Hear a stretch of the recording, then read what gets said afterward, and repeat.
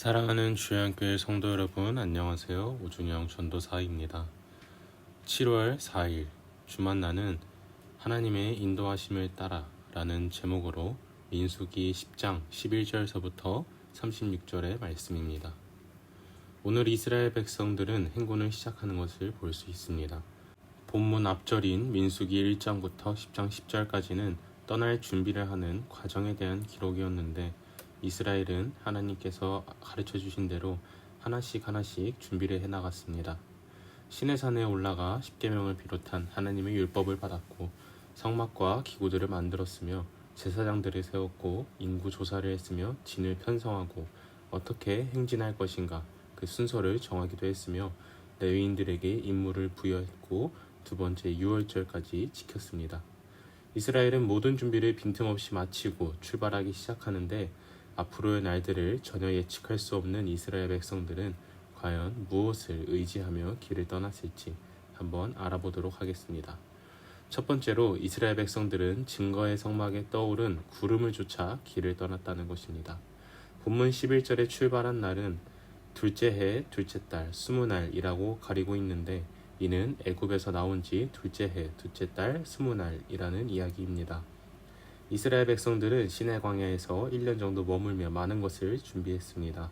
그러나 이스라엘 백성들이 정하지 않았던 것이 하나가 있었는데, 그것은 바로 어디로 어떻게 떠날 것인지, 하루에 몇 킬로미터를 갈 것인지 정하지를 않았었습니다. 이스라엘 백성들은 그저 성막이 구름에 떠올랐고 그 구름을 쫓아 하루하루 나아가는 것이었기 때문입니다.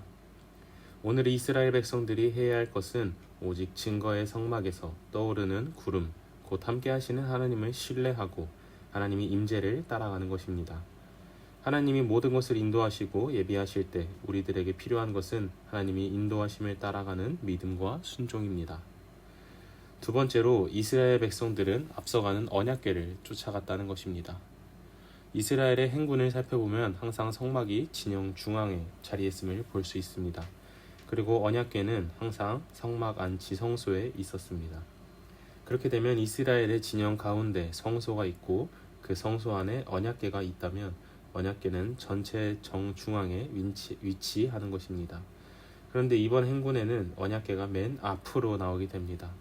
하나님께서 이스라엘과 함께함을 가시적으로 드러내는 증표가 언약궤입니다.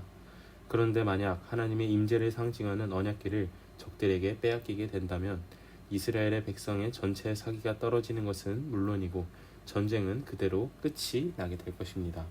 그러나 하나님께서는 너희가 가는 길에 내가 함께한다, 함께하는 정도가 아니라 내가 먼저 앞서가겠다며, 그러니 너희는 불안함과 두려움을 버리고 모든 염려를 내게 맡기며 믿음으로 따르라, 내가 너희를 돌보겠다 라고 말씀하시는 것입니다.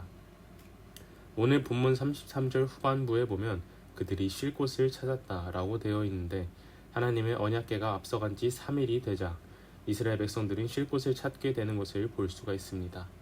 하나님은 언제나 우리를 앞서가시며 인도해 주십니다.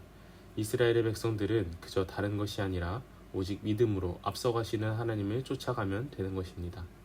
이러한 모습은 하나님과 하나님의 백성인 우리의 모습을 그대로 보여주는 것입니다. 우리 인생 또한 이스라엘 백성들과 같이 행진 중입니다. 미지의 땅인 광야를 향해 나아갔던 이스라엘의 백성들처럼 우리도 단 한 번도 살아본 적 없는 오늘이라는 새로운 날을 걸어갑니다. 오늘 주어진 하루에 어떤 어려움을 만나게 될지, 어떤 사고가 있을지 우리는 알 수가 없습니다. 그러나 단 한 번도 살아보지 못한 오늘을 익숙하게, 평범하게, 또 소망으로 걸어갈 수 있는 것은 하나님의 보호하심이 있기 때문입니다. 오늘 하루도 하나님의 인도하심을 따라 살아가며 모든 것을 하나님께 의지함으로 살아가는 성도 여러분들이 되시기를 간절히 축복합니다.